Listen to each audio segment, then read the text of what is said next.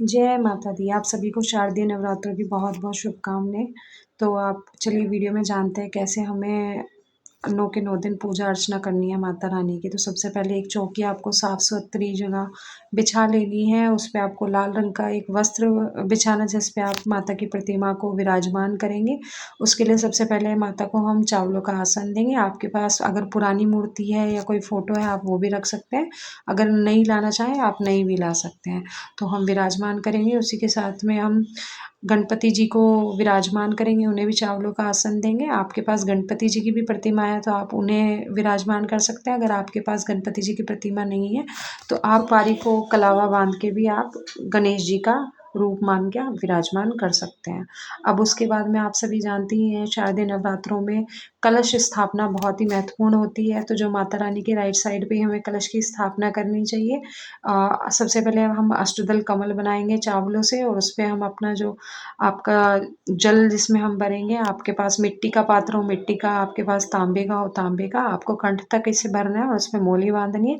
इसमें आपको थोड़ा-सा गंगा जल डालना है। आपको 5 चीज़ें डालनी है। इसमें आपका हल्दी की गाँठ होगी या सिक्का हो गया है, कोड़ी हो गई है, सुपारी होगी है, लौंग होगी, ये सब चीज़ें आपको इस जल के अंदर डालना है।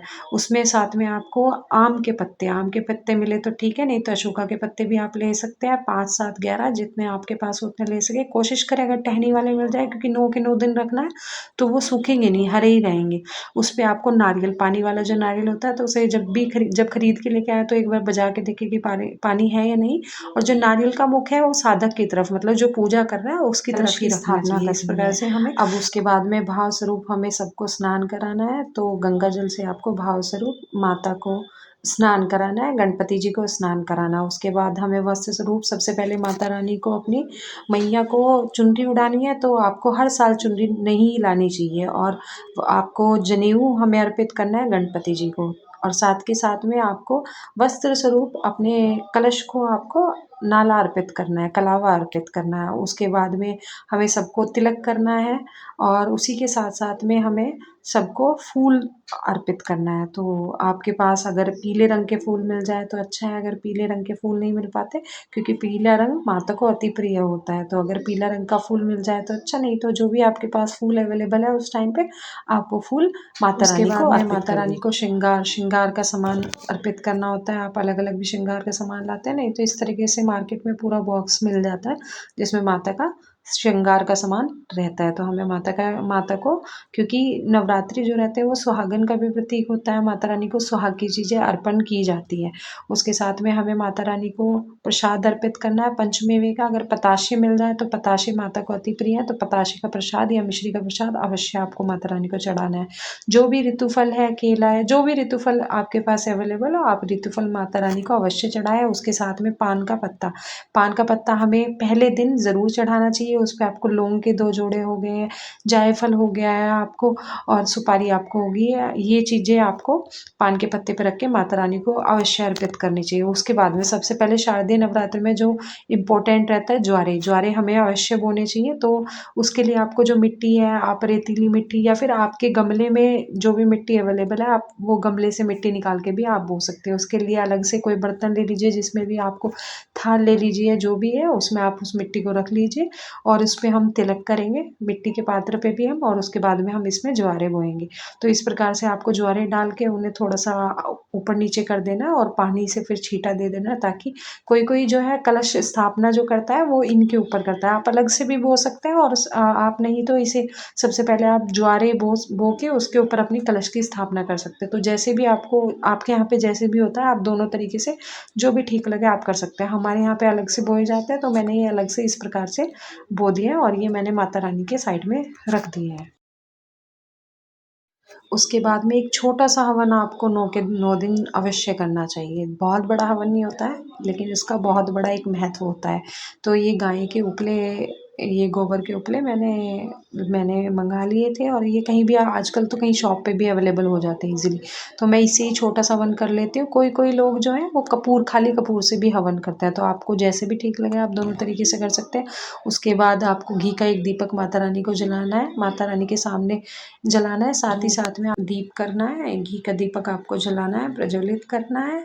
उसके साथ में आपको संकल्प लेना होता है। संकल्प में आपकी श्रद्धा है, आप 51, 101, 500 जितनी भी आपकी श्रद्धा है, जितना आप माता रानी के चरणों में भेंट करना चाहते हैं, आप कर सकते हैं। आपको अपने सीधे हाथ में आपको पैसे लेने हैं और संकल्प करना है, प्रार्थना करनी है, हे जगदम्बे माता, आप 9 के 9 दिन आप मेरे घर में विराजिए। मुझसे कोई भूल-चूक हो जाए तो उसे माफ़ कीजिएगा। मेरे घर में सुख, शांति, समृद्धि बनाए रखिएगा और अपना आशीर्वाद मेरे परिवार पर बनाए रखिएगा। जय माता दी।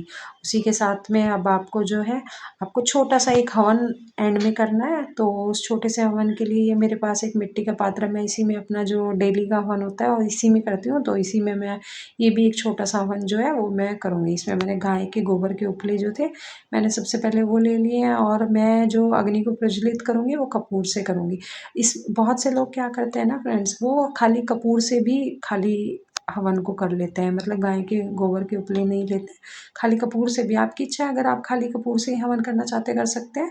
साथ ही साथ में आपको लौंग के 2 जोड़े अवश्य माता रानी को अर्पित करने और घी की, देसी घी की आपको आहुति देनी है। तो इस प्रकार हम हवन को शुरू करते हैं। तो सबसे पहले मुझे अग्नि को प्रज्वलित करना है, तो अग्नि को प्रज्वलित करने के लिए मैंने कपूर का इस्तेमाल किया, क्योंकि कपूर से ही हमें अग्नि को प्रज्वलित करना चाहिए। उसके बाद में आपको घी की आहुति देनी है, आपको घी की 3 आहुतियाँ देनी है और साथ ही साथ में मंत्र का उच्चारण करना है। ओम गणेशाय नमः, ओम गणेशाय नमः, ओम गणेशाय नमः। गणेश जी का ही सबसे पहले आचमन होता है, तो हमने गणेश जी से ही शुरुआत की है, गणेश जी को ही हमने याद किया है। उसके साथ में आपको लौंग के, मैंने जैसे कि आपको बताया था, लौंग के 2 जोड़े माता रानी को भेंट करने चाहिए। तो आप याद रखें, जो आप लौंग लेंगे उसका जो फूल है वो टूटा ना हो। आपको दोनों लौंग के जोड़ों को घी में करके और आपको अग्नि को समर्पित कर देना। उसके बाद जो आपने पान का पत्ता पहले दिन आप चढ़ाएँगे, वो पान का पत्ता आपको इस तरीके से फ़ोल्ड कर लेना। आप फ़ोल्ड करिए और उसे आपको अग्नि में, मतलब आपको हवन में आहुति उसकी देनी है और बोलना है जय माता दी, जय माता दी। उसके बाद में जो आपने पंचमेवे का प्रसाद है, आपको पंचमेवे का प्रसाद अग्नि में चढ़ाना होता है, देना होता है। साथ ही साथ में घी की आहुति देते रहें, क्योंकि जिससे कि जो आपका हवन है वो अच्छे से, आग जो है वो अच्छे से जलती रहे, अग्नि जो है वो अच्छे से जलती रहे। उसी के साथ-साथ में छोटा-सा आप मंत्र का उच्चारण कर सकते हैं। ओम भगवते नमः, ओम भगवते नमः।